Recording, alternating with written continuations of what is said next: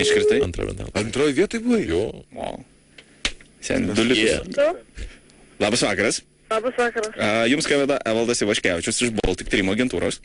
Taip, Labai malonu, su kuo kalbu? su Goda.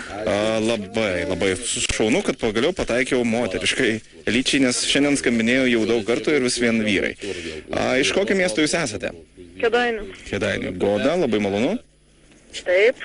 Ar galiu sutrukdyti keletą klausimų tau? Nu, galit. Kiek jums metų? 16. 16 metų. 16 metų.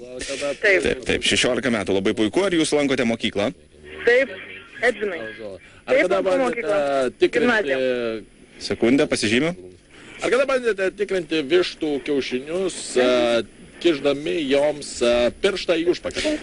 Goda, norėjau paklausti, ar besimokydama mokykloje jūs jau turėjote kažkokius tai santykius, tarkim, su berniukais? Ar tai yra kažkokia draugystės jau ryšiai užsipynę tarp jūsų? Draugystės yra, bet tai ne kitokie.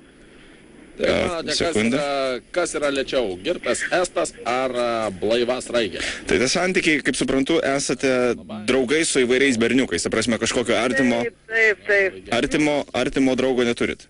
Turiu. Kas yra baisiau, aborigenas ar uzbekas? Tai nelabai suprantu, jūs sakote taip ir ne. Tai ne tada. Išdūrė! Čia žiauru.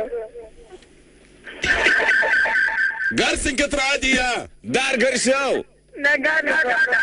Viskas junkius, na. Mo. Namo. Gerai, linkėjimai. Bet...